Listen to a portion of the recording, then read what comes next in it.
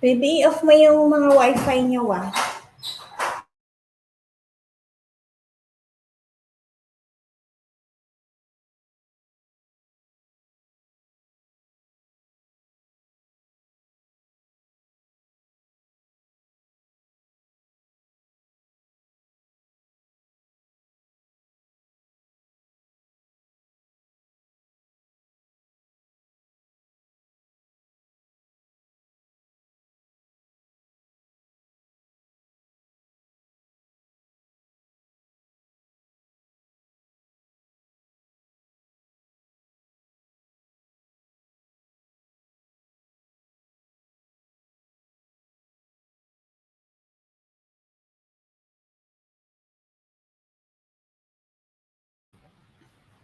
Do you want to be successful in business?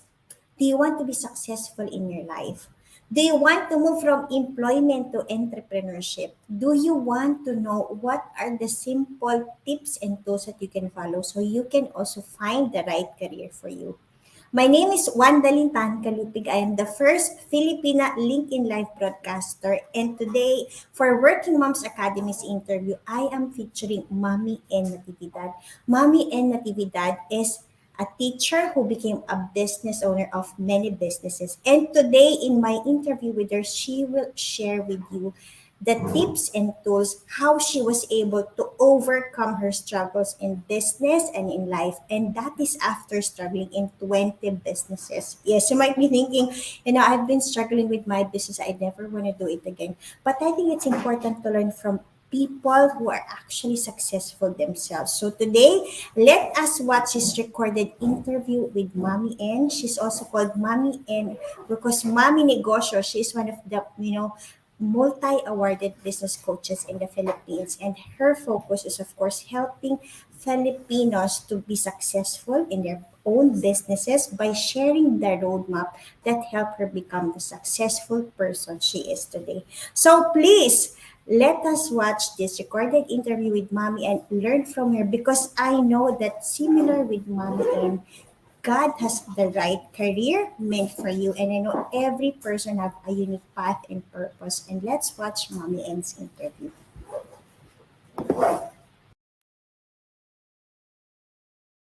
To the other questions, what inspired you to be an entrepreneur? Because I know, like for me, entrepreneurship is quite challenging. When I move from employment to entrepreneurship, they're like, it's a totally different world. So what inspired you, and where did you get your business idea? Because that's the most difficult part, really, getting the business idea right. Hmm. Yeah, so it's a long story. I hope you have time for that. We do have all the time for you. Okay, thank you, Wanda. So actually, I never even in my wildest dream imagined that I would be a businesswoman, right? Even as early as 3 years old, because I went to school when I was 3 years old. I think I fell in love with the idea of being a teacher. So my dream has always been to be a teacher, regardless of who asked me. Even when my father wanted me to go to and take up a business course when I was going to college, I still said that I wanted to be a teacher. I think that has always been my calling. So I had simple dreams, just like any Filipina that you would ask. They would just want to finish college, get a job, get married, have two kids, hopefully a boy and a girl, right? And Yeah. the plus one would be maybe a house and lot, and then with a car. So those Mhm. are the typical Filipinas dreams, and I had that too, right? So at 25, yeah, at 25, I think I was the happiest woman in the world. I did not have the house and lot and car yet, but I was already married and I had my first baby, beautiful baby girl. So I was also teaching at that time. So we had it made. We were just gonna work for a house and lot. My husband was employed. But then when my baby was 1 month old, we suddenly found that my husband lost his job actually Oh. just when the baby turned a month old. So I ended up being the breadwinner. And that was Mm. okay. It was okay. It was just a temporary setback. So I did not have any problem with that. But month after month, as I was counting my salary one day when I received it on a payday, suddenly I realized that my salary wouldn't be enough for my baby's milk. And that's the worst thing for a mom, right? A mom Mm. would die for her baby. And knowing that my baby's survival was threatened, so that was really an awful experience for me. So I suddenly my brain started to panic. I was on overdrive and I started thinking, what will I do? What will I do? What will I do? I could no longer be tutoring other people because I'm already here 8 hours in school. So how else can I receive other sidelines, right? Yeah. So the only thing that was open to me was to sell something. So don't get me wrong, no, I'm not really the PR person. I'm really basically shy. Even if I was a teacher in school, I would go to the faculty room and then I would not socialize with the rest of the faculty members. I'll be staying in one corner and reading something or doing my work. Okay, but just thinking about selling something made me really really scared because I also had belief systems about selling. I thought selling was taking advantage of people, and I did not want to have any part of that. But then when I saw that there was really no choice for me but to sell, so I started talking to my co-teachers in the faculty room. I asked them, is there Mhm. anything I can sell you because I really need extra money because my Mhm. baby would not have enough for milk. So and they were nice. Some of them said no, but some of them said yes, and some would say some started by asking me to sell them Okay. rice in sacks that was 50 kilos at that time. Mhm. This was the 80s. I don't think you were born yet. But anyway, so I sold rice with the help of my husband. And then I also sold them eggs in trays. And that went on for about 4 years. So they said, okay, can you sell us this? Can you sell us this? And after I sold them those things, they still wanted to buy from me and they asked me if I can sell them plancha, iron, Oh, the okay. flat iron or the rice cooker or the small appliances like oven toasters. And I did. So I would be carrying all this stuff in school. And in between periods, when I have vacant periods, I would be going around the campus. I would be going around. I used to be very shy and just confined in the college faculty room. But now I was going to the grade school until the graduate school, to the nursing department. I was going everywhere selling to janitors and security guards. Yeah, so that was for in the 4 years that I was teaching. And eventually, some of the teachers asked me to sell them watches, and then after watches came jewelry. A nursing faculty asked me to sell him an engagement ring, and that was the start of everything. And I realized that if I'm selling watches and jewelry, it's more convenient because I don't have to drag the sacks of rice down the Oh. jeep. Yeah, yeah, I don't have to carry so many things, small refrigerators, delivery, and all of those other logistical problems. So I said, oh, why not focus on selling jewelry? And that was how I started selling jewelry. I was selling jewelry. Uh, Actually, at that time, I did not have any capital. One of the problems I think that stop people from going into business is the lack of capital. But I was so blessed Sure. that I did not have that. I had a good reputation of my parents and my parents-in-law, and therefore I also had classmates and friends, relatives that I was able to approach. So I was able to ask them if they could sell me stuff, the merchandise that they have, so that I can sell them to my co-teachers and my co-workers there without having to pay. So they said yes because Oh. they trusted my parents and my parents-in-law and my husband and I, of course, as well.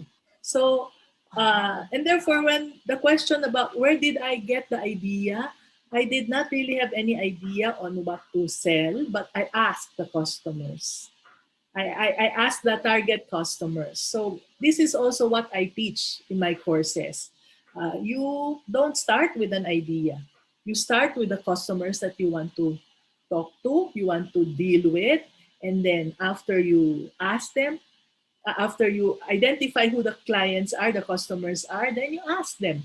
And they were the ones who told me, sell us rice, sell us eggs, sell us appliances, sell us watches, sell us jewelry. And finally, when I reached jewelry, it all clicked.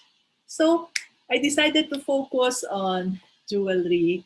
And but every day, you know the feeling. Every day when Yeah. you leave for work and you leave your baby, you would feel Mm. very, very guilty, right?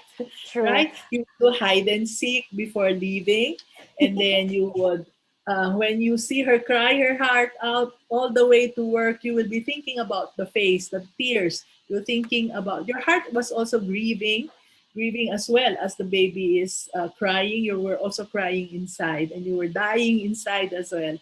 So at a certain point, when my salary was already, when the profit was already more than my salary, I decided to quit my job and just focus on selling jewelry. So that was how I got into business. Wow, that's quite a story. I think if I may summarize, there are three things I learned from it. First, you know yourself. As you said, right? You know why you do what you do. You do it for the love of the family, for the love of that kid. You know, you went into that survival mode when you know you had to step up to make sure that your daughter or the kid gets the milk. So that's really something, knowing your why. And I think second, as you said, knowing your customer, it's very important to know what they want, so at least you could offer. And it's a very nice story to hear. How are you upselling from from one thing to another, the evolution, right, to make things lighter for you. And I think it's also about knowing your pain. I think if I may reflect on that, you're able to transition from selling rice to jewelry because of the pain of carrying so much. So the evolution of the business also comes from one pain to another. Pain always, I think, is a gift if you look at it. It pushes you beyond your comfort zone. Thank you Yeah, for sharing. And I also agree with you. There's a lot of guilt for working moms, right? You know, leaving your kids behind. I've been there also, and I left my job only to take care of my kids. But I think every mom have their own path to choose. And my next question is, what is your biggest challenge as a mompreneur, and how do you motivate yourself every day? Because I think even when I was in employment, I was very guilty of leaving my kids behind. When I started my own business, I was again guilty of being too busy with my business. I mean, guilt is always there. So how do you manage those challenges, and what other challenges did you face in business, and how do you really motivate yourself to continue no matter what? yeah. Thank you for your question. No, and again, this is, I think, a longer story. Okay. You know, when you're 65 years old, you love telling stories. So this story is, I think, longer. But yeah, my story actually did not end when I quit my job. For most people, it was already happy ever after. No, they lived happily ever after. But for me, it was not. There's a longer story at this point. No? Because at that point, when I quit my job, I said I never thought of going back to work again. It was a point of no return for me, no? Because of the pay freedom. I felt that Mm, I was limited. My pay was limited as a yeah. teacher. So for the freedom when it comes to income, I will never go back to employment again. No, but the next freedom actually is more important. That I have time to be with my baby. At that time, it was True. only we only had one baby, but eventually at the end we had five. So I had five kids, Wow. and every kid is every baby is a blessing, and every baby you go True. through the point where they cry when you leave them, right? So yeah, Mm, one thing also that made me stay and not consider employment anymore was attire freedom. I hated the putting on makeup. Until now, I hate makeup and dressing up and wearing high heels. So there's nothing of that for me. So I'm very happy just to be in my dusters at home. So just go out and wear something simple. Okay. And the location freedom. I don't have to be in room 201 from 2 to 3 every MWF. That one I really, really hated. So I was the boss of my own schedule, and I love that. And talking about bosses, my only boss now is my husband, and that's all. I don't want all those other bosses with whom most of the time I do not agree with when it comes to the way things have to be done. I'm a little stubborn, you know. I want to do things my way. So yeah, so after leaving my job, it was really not happily ever after. Actually, after just a few years, we got swindled and we lost everything. There was a swindler who came to Zamboanga and swindled two of my agents. I already had agents by that time, and we lost everything. So we started again. No, we had to borrow a lot of money and start again and pay off the suppliers, because we were already at the point that we were getting things on credit, on 60 days credit. So when 60 days came, swindled or not swindled, if you want to continue with your business, then you really have to pay. So we paid off everything. We also valued the good reputation that our parents left us. We did not want to be the one to break the good name that they left. No, we wanted that um, to be passed on to the next generations, to our kids, in fairness to what our parents have left us. Okay, so yeah, a few days ago, one of my mentees asked, "Mommy, and what if I fail?" And I just realized at 65 years old that we never asked that question. Even when I started selling my first sack of rice, I never thought of what if I fail. Maybe what I would think of is what if I make a mistake. And if I make a mistake, I always had a plan A, plan B, plan C. But that's all. So there was no way, no turning back. In other words, failure was not an option. And I think that was because my biggest why now was at that time, it was the future of my two kids. At that time, we only had two kids. And my husband's dream also. I wanted him to fulfill his dream. Even if he graduated as an engineer, he really did not love his course. That was not really his choice, but his brother's choice. What he had always dreamed about was to be a business owner. So I said, fine, then let us do business because that's your dream, then let us help each other. Yeah.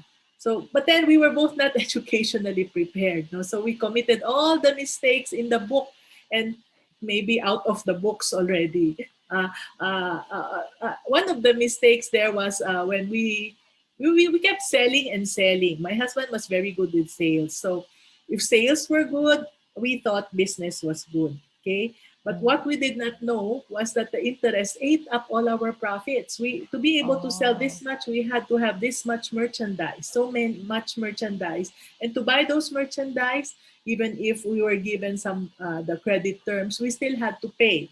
So we borrowed in order to have this much merchandise, but only this will be sold, and what we made from these few merchandise pieces of merchandise or pieces of jewelry did not make up for the interest that we had to pay. So the interest, in amount of interest ate up our profits.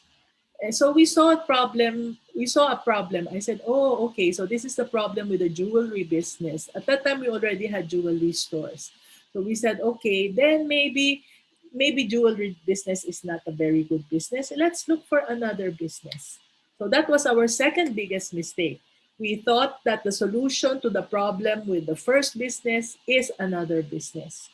And then when we went to the second business where there were no inventory, okay, no inventory, but then that business also had another problem. So we went to a third business. And as we went from one business to another, we had to borrow and borrow and borrow. So we borrowed even more. And that was again another mistake, right? So repeating the same mistake again and again until we were able to open and close more than 20 businesses in the span of more than 20 years. That was a very huge mistake. But we were able to commit that because we had a good reputation. People thought we had money even if we did not. So yeah, that cycle was repeated for what, 20 something to 30 years. Okay. So slowly I got aware. I became aware that we were drowning. We were drowning already because the debt became bigger and bigger. It looked very good from the outside because we owned so many businesses, but inside it was all financed by debt. So I felt stuck. Okay. So whenever I felt stuck, I would ask for help. At that time, I went and approached some business owners, and I would ask them, and they would just smile, and behind me they would laugh at us, but they would never teach us. I think it's because they were afraid that we might steal their business secrets. There were business groups, but these were not support groups. No? These were male-dominated business groups. So everybody was there to, well, to put one over the other or to show off compared to how good they are compared to the others. But to really ask for help and to support you and to rally you on, I did not find any during my time. Okay? So I committed a bigger mistake, which is to rely on trial and error.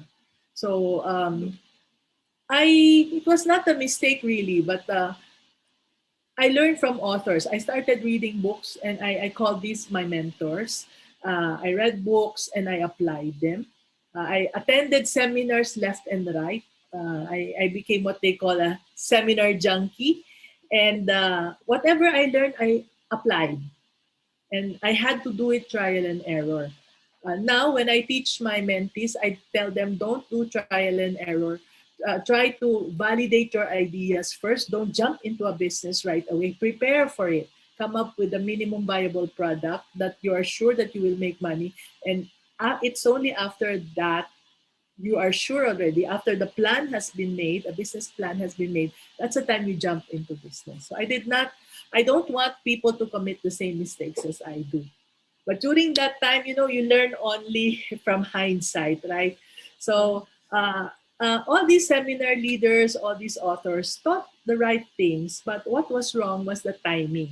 But I only learned about that from hindsight. So 30 years spiraling debt, the debt, we were really drowning. It was all over our heads. And then my husband and I, we started blaming each other. It was, it's your fault, it is this decision, etc., etc., because we didn't know anymore what to do. So even our marriage there was threatened so much, and the kids were affected with our bickering and of course, we have to be working long hours, so we were not there with them. And at a certain point, I hit rock bottom. When I felt that there was no escape from the debt, uh, my family was crumbling, my marriage was crumbling. What am I for? What kind of a failure I am? I was asking myself, you're so stupid, you're such a huge failure. And I hit rock bottom. I think you can call that depression, but I did not know that. So the only way I saw at that time was to just kill myself, just get away from this pain. It was very painful here. That was all I could feel, but no hope, no light of hope came at that time. So I thought of my insurance and I said, okay, that is so big. If I kill myself and pretend that and make it appear that it was not that it was accidental, I might get double indemnity, and therefore my husband and my children might be able to collect some insurance to somehow pay off part of it. So I think that was my biggest challenge or biggest sacrifice in my life when I hit rock bottom. So I tried to kill myself, I think, several times. I think about 5 times. Um, but every time that I devised my plan so well, at the last moment, something would happen.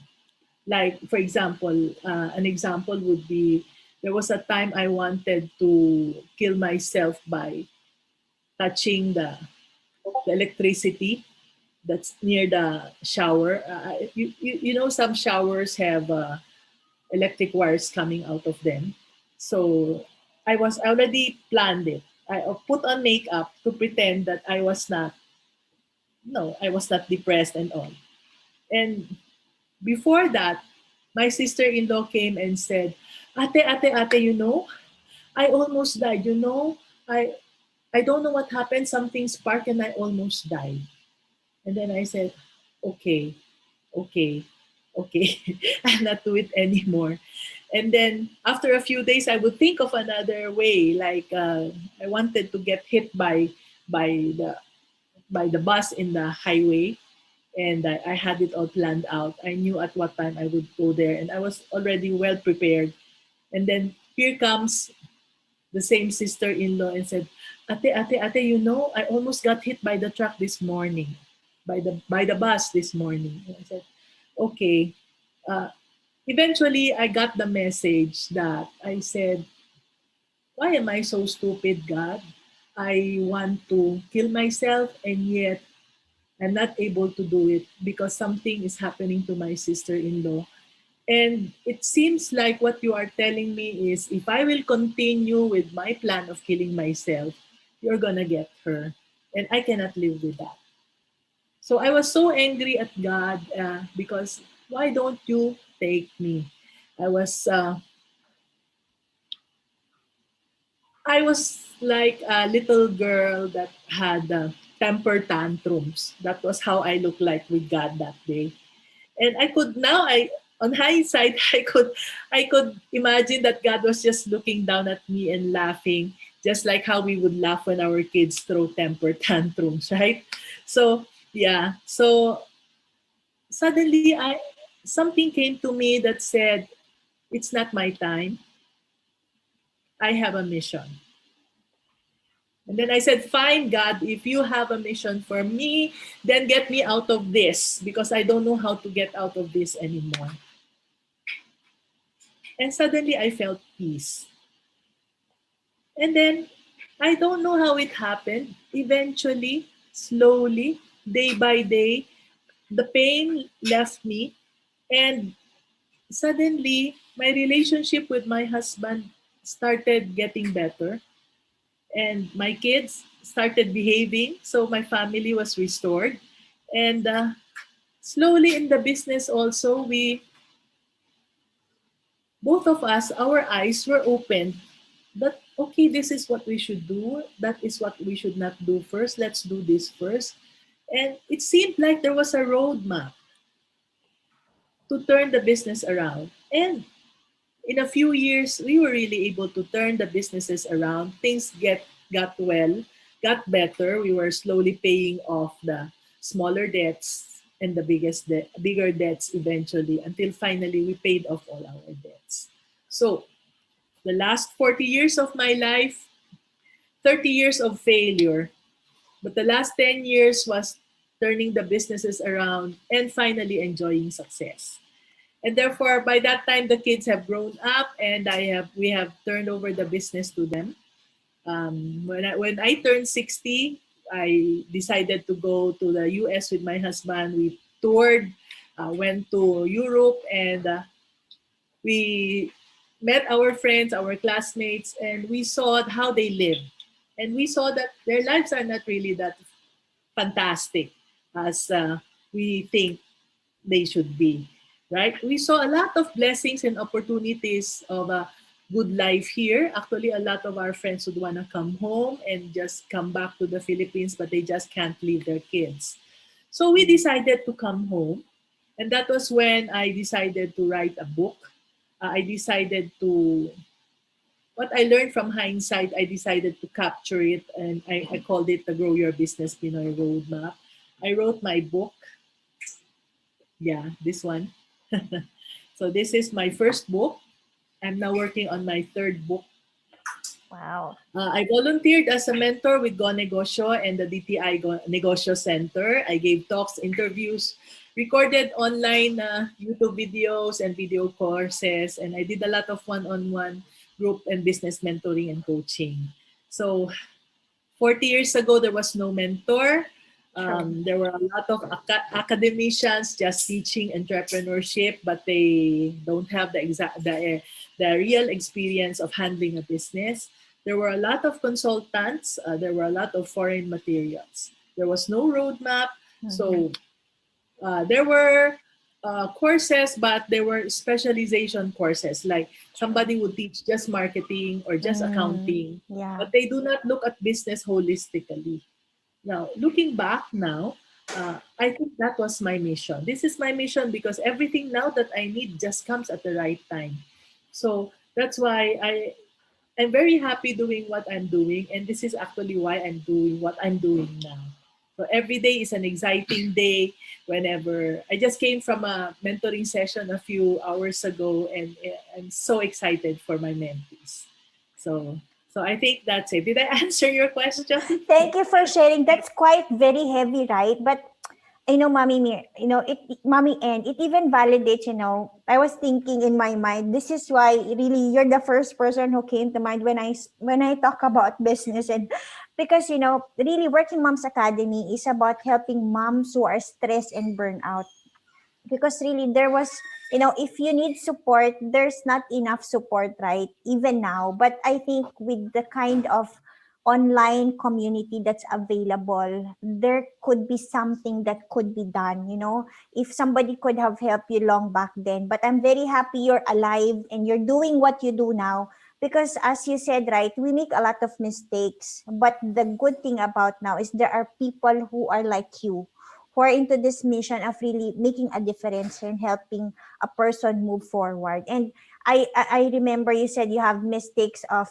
that accounting. I think that's a mistake of accounting. I mean, I've mentored business owners also, and it's about accounting the books, just to see how much really profit are they making. And then making a sense of, getting unstuck. But I think what struck me the most is the surrendering part, kasi as I've experienced also depression myself. I thought when I left corporate, that's the answer, right? I'm starting my own business. I have full time with the kids, but I wasn't born really for just being at home. And I experienced stay at home depression at some time. And I was like, I have to do something, right? So again, I said, God, what do you want me to do now? I think, when you lift up really all your burdens and your questions, then that is when I experienced God taking over, showing me one step at a time. That is how I landed also becoming one of DTI mentor, and also landing, government clients. And I think it's about my learning also is surrendering about all their burdens to God, because He's not just about God of your faith, but God of your business and every area of your life. And that is when the roadmap and the magic comes one at a time, and you can turn over every pain into purpose. Thank you for sharing that. I know, I mean, in those many businesses that you have during those 30 years, are there any other mistakes that you would like to share and for us to learn also? Like, I mean, I'm just starting up. I would love to hear more, because, as they said, for you to accelerate further, learn from the mistakes of other people so you will never repeat it again. Can you share some more mistakes that you have done that could help business owners who are just starting? Yeah, that's actually a very good question. But before I go to that, I'd like to reiterate what no, I'd like to confirm or agree with you maybe that, yeah, whenever we get stuck, no, we always think of ways of, okay, how should I do this? I should go for this. I should do this. I should do this, and I should do this. But the real thing, the real thing that works, the most effective thing that works is to really to cry out to God, to say, okay, this is your problem. Help me now. Instead of just relying on our own wisdom, because our True. wisdom is not enough, right? It is Yeah. not enough. So, and then when we are really doing God's mission for us, everything comes at the right time. Yeah, I'd like to agree with you there as well. Okay, Thank so, right. So, going back to your question about mistakes, yeah, these are some of my mistakes and some of my mentees. And most of my mentees commit this mistake. The first mistake, I think, would be the gaya-gaya and uso-uso. Thinking that the trending business are the best business. So what they do when they come to me is they already started and failed in these businesses. We also made the mistake. Everybody was saying, "Oh, franchise is good," and we went into franchise. We got franchises, and that's how we also got hurt a lot. Although we learned a lot from our franchisors, but we also, in terms of capital, we had to borrow a lot of money to go into franchise, thinking that it will be lucrative, but it is not as lucrative as it looked. Okay, leche flan, egg pies are in vogue now. Well, the bad news, the good news is we already went with that trend a few years ago, no, about 20 years ago, we also jumped on that bandwagon and we did not make any money. Okay, so now, yeah, food cart, siomai, water refilling station, milk tea, face mask, face shield.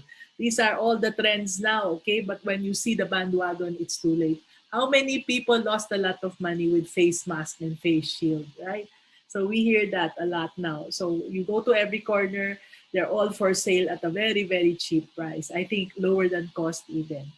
So the solution for that mistake is to find the unique business calling that you have. That's why for my mentees, those who would want to start businesses, I always start them with their unique business calling. I would interview them, find out what we call their ikigai. It's a Japanese word. And then from there, we will be able to identify the business that they have been called for. So that was what happened to me. I think I had always wanted to be a teacher. I became a businessman, business owner. I failed. And from there, now I'm qualified to be a business mentor and a business coach, right? Because I've been through it. But now I still love teaching because that has been my calling. So I think that was my ikigai since the beginning. And that's the thing that I'm helping my mentees figure out for themselves as well. So mistake number two, I think, would be wrong thinking. There's so many wrong mindsets that we have in our country. I cannot identify or I cannot enumerate rather all of the wrong thinking, but I'll just give an example. Like, for example, yeah, I'm not a graduate of business course. That was my number one mistake, the wrong thinking. Okay, because of that, I was never confident with the things that I was doing, and I would just do one wrong thing after another. Until finally, I was able to hire many course graduates, and I thought they would know better. But well, I just realized that they did not know better. Actually, I knew more. Instinctively, I knew more about business than they did. And when I followed them, we got into disastrous results. So I started believing in myself. Started to realize that, well, you don't learn business actually from business course. It helps to be a business course graduate, but you learn faster when you really jump into business and be guided by mentors. It's just like maybe Tony Tan of Jollibee or Lucio Tan of Allied Bank and Philippine Airlines. They were both engineers. They were not business course graduates, but they did very well, right? And we hear of a lot of dropouts also doing very well in business. So actually, more than the business course, I think what's more important is to jump jump into it. Really do business, but then don't do it by trial and error. No, choose a real business mentor and pick their brains. Okay, so when we say mentor, it has to be somebody who has been in business. They have they know the potholes, they know the problems, and they know also the shortcuts around the potholes. And they will be the ones who can really guide you towards success. Okay, so that's the second thing. And the third mistake is, I hear this very often. Actually, I think even in even abroad, when you talk to OFWs, they always tell you that the first reason they left the Philippines was to pay off the debts. Second is to save enough for their house and lot. And then third is to have capital to start a business.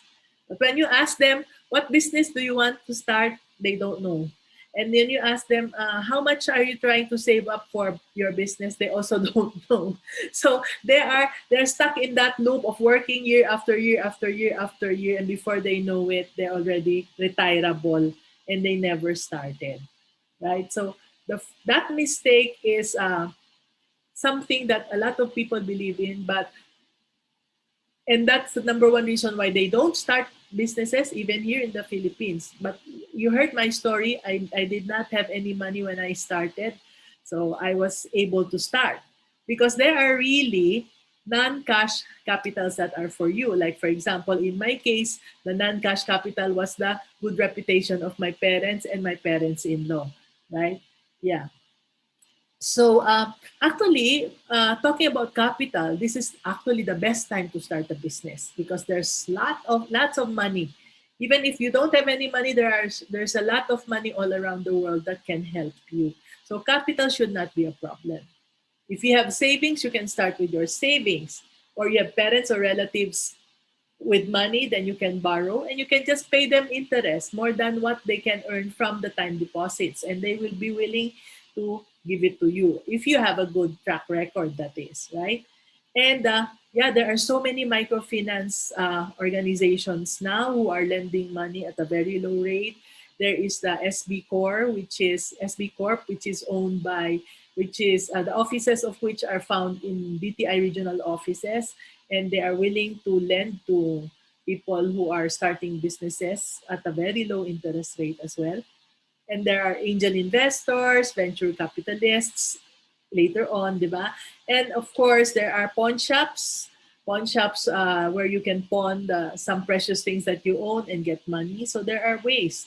What I would not advise though would be credit card loans and lending houses or the 5-6 because these are really very, very, very big interest amounts that you have to pay, and it will be very difficult for you to recover if you start with credit card loans.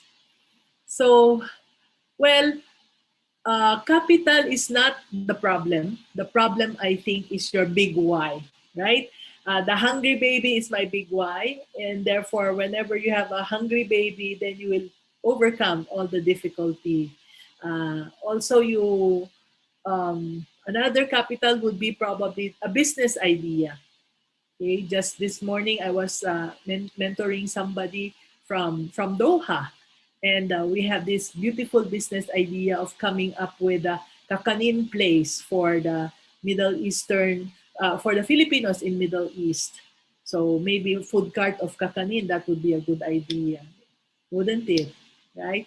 So yeah, the important thing is we have the business idea, then we validate it. Do I have enough customers to give me enough profit? And from there, plan the numbers so that you yourself will know if you will make money with your business, and then you can show it to your creditors and get funding.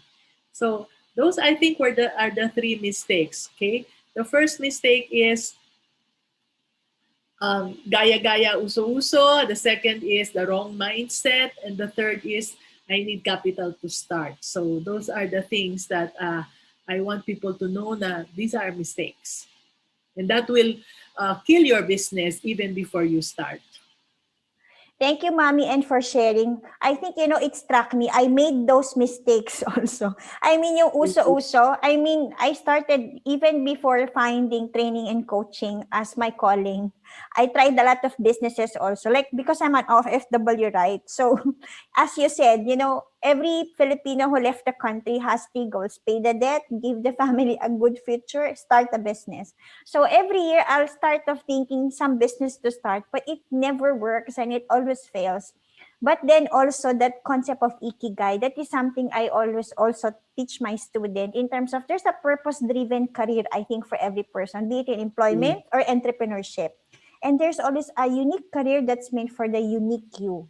And when you find that, something that sparks so much joy within, then that's your ikigai. And limiting belief, oh my God, I do have a lot of limiting beliefs. And I think also some customers that I deal with sometimes, like when I start, I'm a certified public accountant who became a speaker.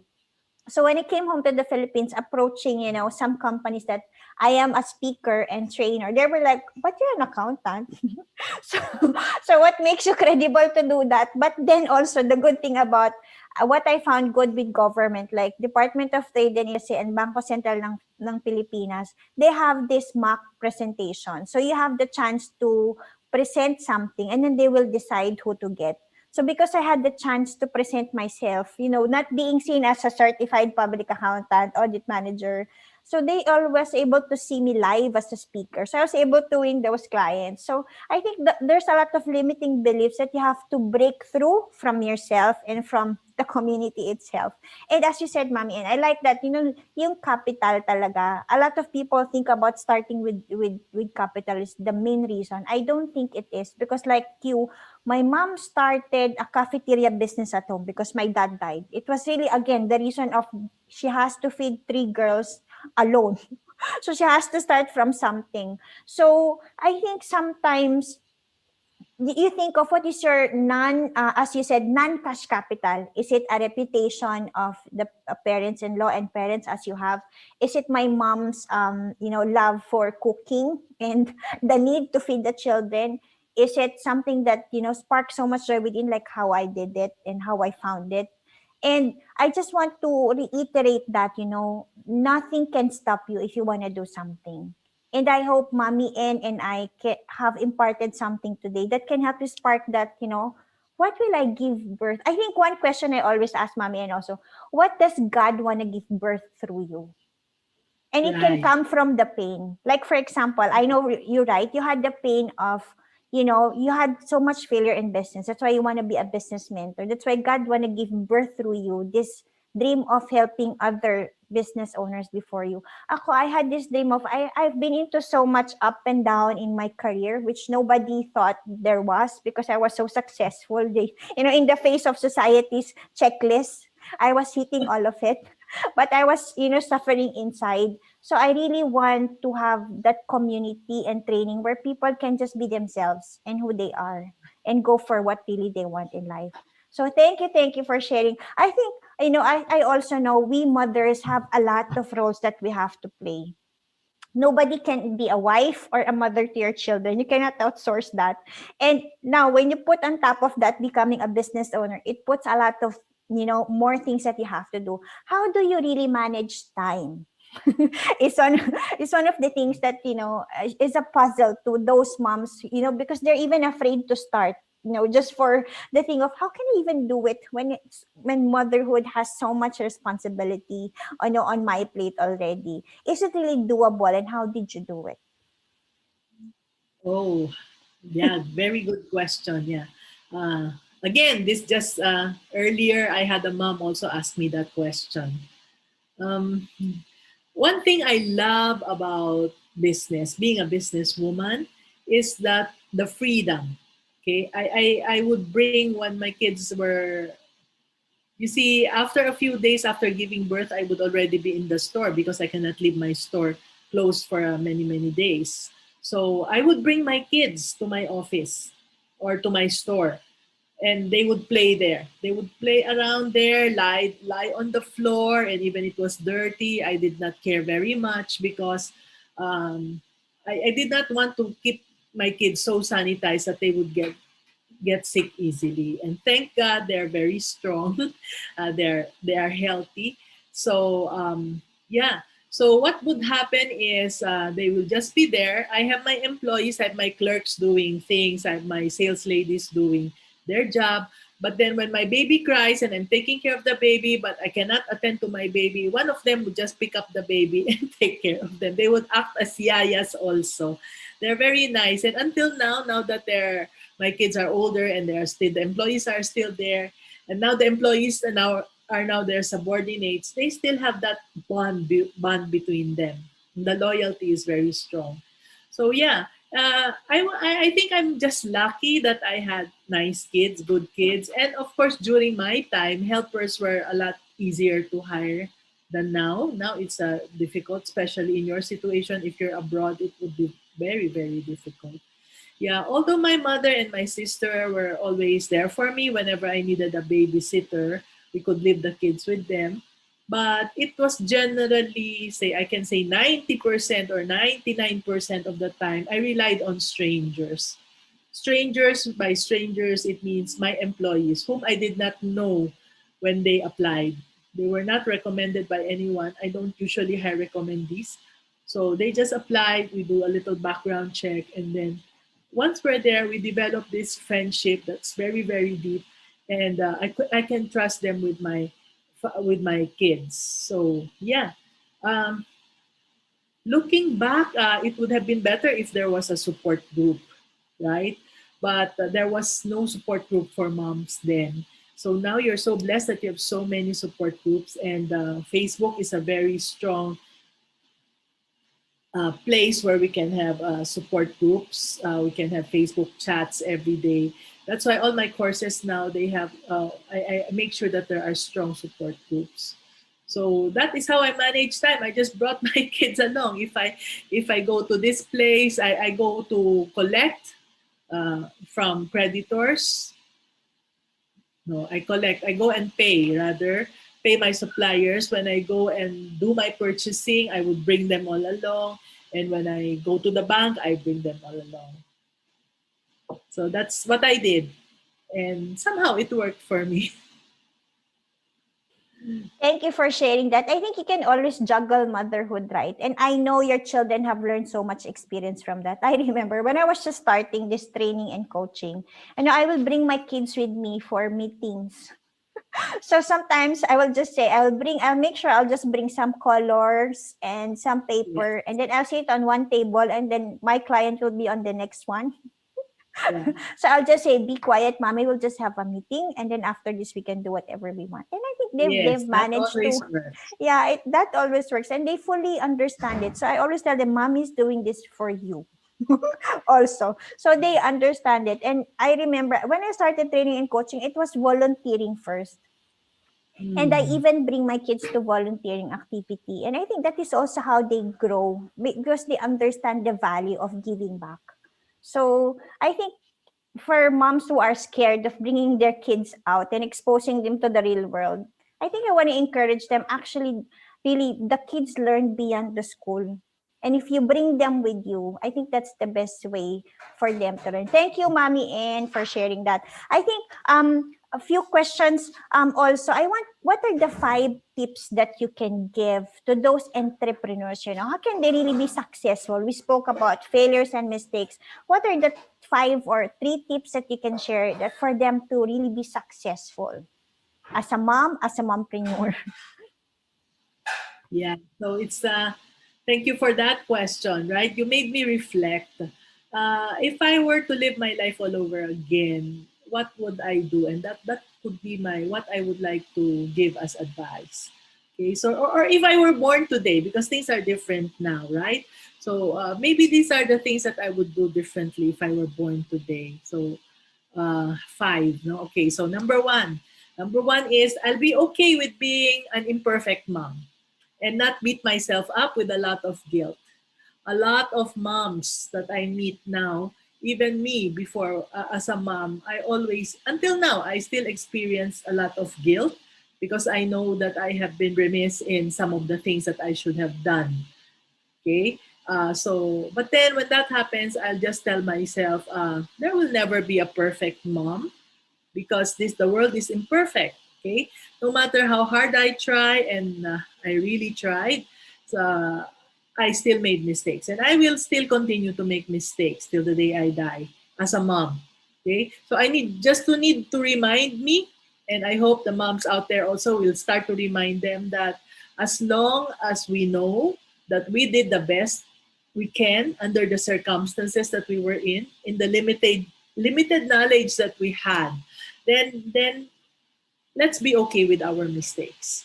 Okay, looking back, this is what I should have done. I did not know that if I laugh at the mistakes of my kids, it would traumatize them. It would really leave a very, very deep wound. I did not know that because nobody taught me how to be a better mom, right?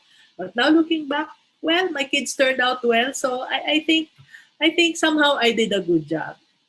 Okay, and I trust that all things work out in the end because if God allowed it, then yeah, there must be a reason for it. If something bad happened to my kid, then God allowed it. He is God, so He knows why these things are allowed, right? And why He allowed these things. So and looking back, all of the painful things, all of the mistakes have always turned out to be blessings. And I think when it comes to my kids, God loves them more than I love them. So if He allowed it, then there must be a reason.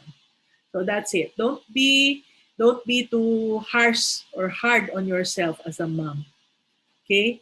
Number 2 lesson is Never complain to my kids how hard I was working in my business. So I am guilty of that. I keep on saying, "Ay nako, mommy, so tired with this business, this employee, this supplier is this customer is this." And I did not know that by doing that, I was giving a bad impression to my kids about business. Okay. So now I know that, well, my kids are not my punching bags for the relief, just for me to be relieved of my business problems. Because, we women, we just want to rant.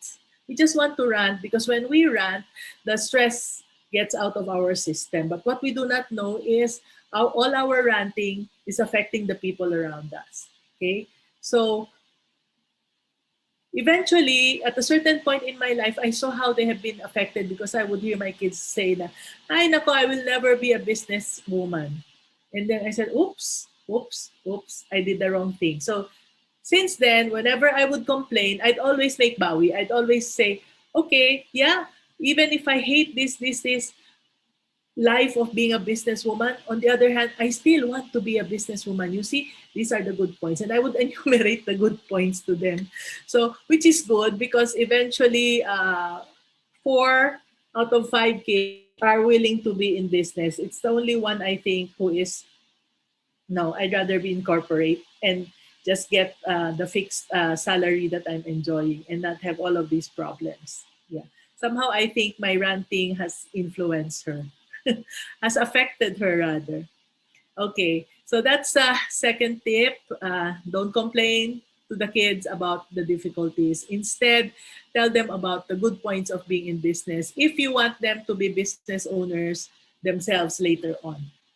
Okay, the third tip is, yeah, be more patient with kids. When you're a mom, you sometimes you lose your patience, you shout at them because at a certain point you think that this situation is forever. Actually, I want you to remember, and this is what I always remind myself, is I will only have them for a short while. It's only more than 10 years. Okay? So actually, kids, when they turn 7 or when they turn 5, when they go to school, you already lose them to the teacher. They won't listen to you anymore because they will say, my teacher said, di ba? And then after a while, when they're about in their near puberty stage, you will lose them to their friends because they won't listen to you anymore. They would listen to their friends more. And when you talk to them, they don't want to talk to you. They don't want to go out with you, right? And then later on, when they go to college, like all of my kids, they left Zamboanga and came to Manila for college. So I lost them to their careers. And after that, after college, they go and work outside of Zamboanga and they don't come home anymore. And of course, some of them get married and you lose them to their life partners. So they don't stay with you for a long time. All of these things are temporary. So enjoy your kids while they are still here. What's sad nowadays is you even lose them earlier to their gadgets, right? When they're old enough, you cannot talk to them anymore because they're so busy with their gadgets. So enjoy the limited time, and whenever you are impatient or you get angry, just know that this is temporary. This is not forever. So just look at it from that perspective and maybe you can be more patient with your kids. So that's a third tip. The fourth tip is for those who are in a committed relationship with men. So I will remember because this caused me a lot of stress, not knowing this. So I'd like to share this that men are wired differently. Okay? The men in our life, they want to support us. Even our fathers, even the brothers, they want to support us and be our knight in shining armor. They want to be there to rescue us. So whenever we vent, because we are women, we love to vent, vent, vent. So whenever we vent out our frustrations, especially when it comes to business, all the business frustrations, when we vent it out to our husbands or to the men in our lives, it only stresses him because he feels helpless. And because he feels helpless, he feels like a failure. And that affects the relationship. You would want your husband or the man in your life to win, to be a winner, right? You don't want him to feel like a failure. But if you are here, you always go there and vent and vent and vent, then that would not be a happy relationship for him. So when you want to vent, what you need are women friends because women need to vent, right? And we are supportive. We love listening to people venting to us and we vent to them also. And also, we don't take things personally. Even when you see that somebody cries in front of you, you don't take it personally. Unlike men, when the wife is crying, the man feels responsible. We don't, right? So, and I say maybe it's even better if you can join support groups like the one that you're starting now, right? Academy. So support groups of like-minded women, like what I also have now. I also create support groups of like-minded women so that we can vent about business and we could understand each other. I already have four, right? Okay, the fifth. The fifth is invest in mentors. As you said, the mentors will be there to help you. A real mentor who has been there and who knows the way, right? Mentors actually show you shortcuts. No? That's what happened to me. I did not have to go through all their bad experiences. All I need to do is learn from their experiences and I'm already there. They cut down the fluff and only give me what works, right?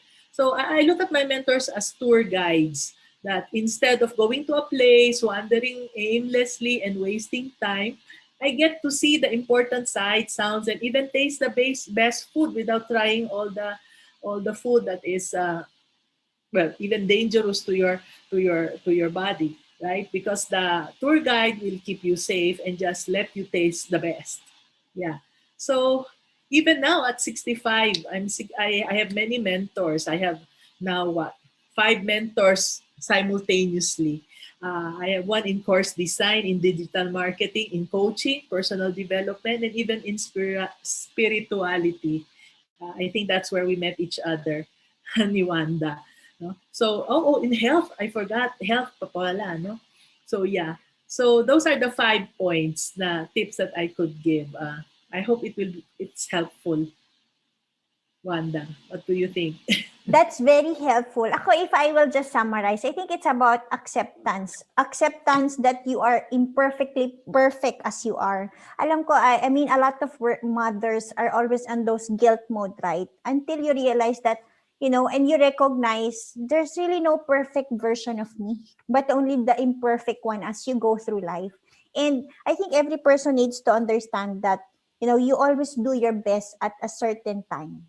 And you have, Yes. when you accept that and realize that, that is when you just relax and know that, it's okay to be me. I Yeah, think, pat yourself. pat on the back. It's okay to be me. Hug self. I love self. I think also it's accepting what is the situation. Now, as you said, your kids grow, you just have to be patient and accepting what is happening now is the best way to live life because it just is, everything is temporary.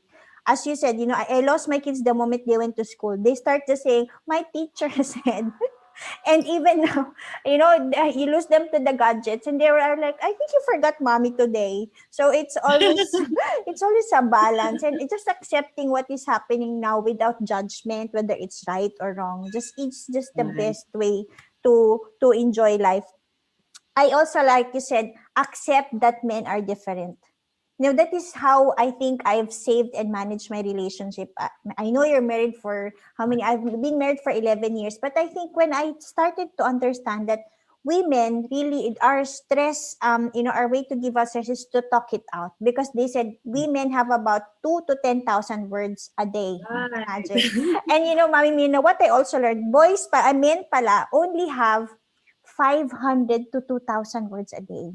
So really, men are, men of a few words. So sometimes I thought if he doesn't speak, it's already a problem. But pala, I mean, maybe your husbands have reached the quota of speaking at the office already. Right, So right, he right. doesn't have any more energy to speak. So, but you're still in the 2,000 range and you need to reach the 10,000. So you just want to keep on talking. So I think, as you said, finding a community of women. This is what really I want to do for Working Moms Academy. Just have to flash it out because that is what women are designed for, to cope up with stress through speaking. And I want to have that community of women. You can just, just spit it out and let it go. And we are Yes. there to listen, to love you, and just to accept whatever you're going through. And those are Right. really nuggets of wisdom. Accept help. I think it's about getting the mentors, right? Also, for me, I have a lot of mentors and coaches And I thought initially, is there something wrong with me? Because I've been getting a lot of help.